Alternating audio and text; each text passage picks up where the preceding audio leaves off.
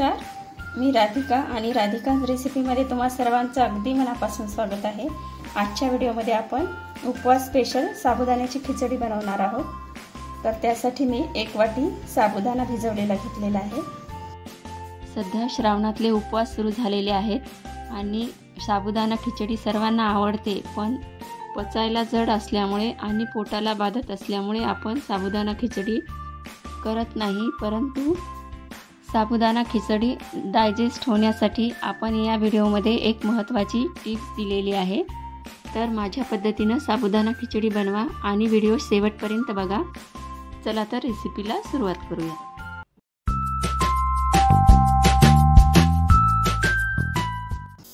गॅसवरती कढई ठेवलेली आहे, त्यामध्ये आपल्याला पहिल्यांदा तेल टाकून घ्यायचं आहे।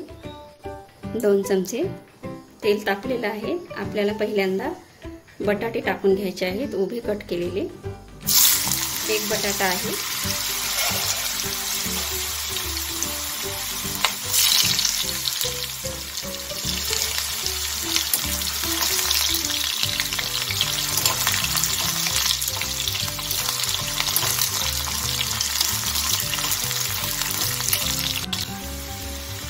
बटाटा आपल्याला छान ब्राउन कलर येईपर्यंत तळून घ्यायचा आहे।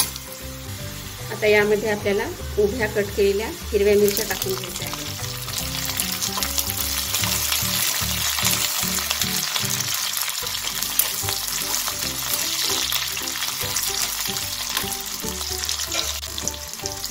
यातच आपल्याला थोडंसं मीठ टाकून घ्यायचं आहे।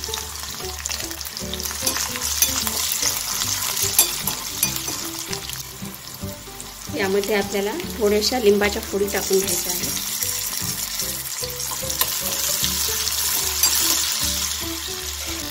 आपण हा भिजवलेला साबुदाणा होता तो यामध्ये आता टाकून घ्यायचा आहे। यावरतीच मी शेंगदाण्याचं कूट टाकलेलं आहे। थोडं अर्धा चमचा लाल तिखट,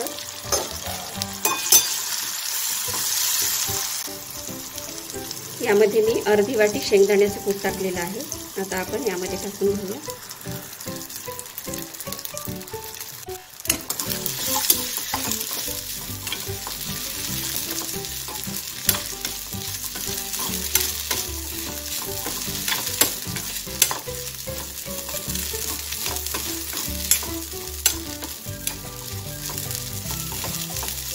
यामध्ये मी लिंबाच्या फोडी टाकलेल्या आहेत। आपल्या साबुदाण्याच्या खिचडीला एकदम छान अशी टेस्ट येते, त्यामुळे लिंबाचे तुकडे टाकायचे यामध्ये।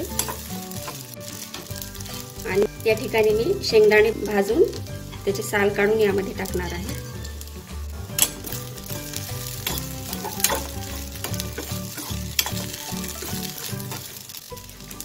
यामध्ये आपण पहिल्यांदा थोडंसं मीठ टाकलं होतं, आता यामध्ये अजून थोडंसं टाकून घेऊया।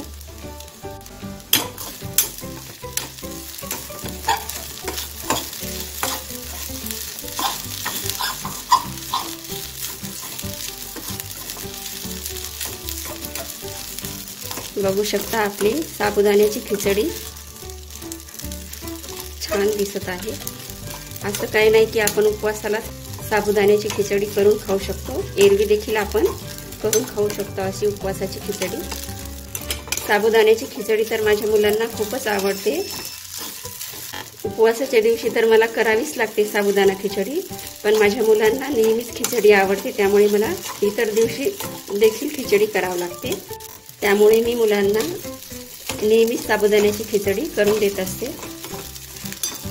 तर बघू शकता आपली साबुदाणा खिचडी एकदम छान अशी तयार झालेली आहे, मऊसूर। आता आपण थोड्या वेळासाठी वाफवून घेऊया आणि लगेच सर्व करायला घेऊया।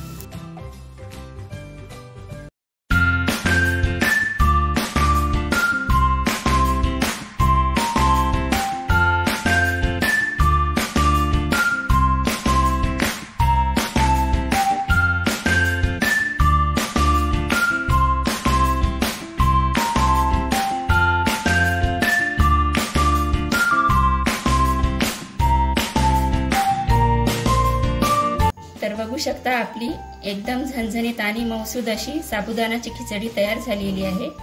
रेसिपी आवडली असेल तर व्हिडिओला लाईक आणि चॅनलला सबस्क्राइब करायला विसरू नका। धन्यवाद।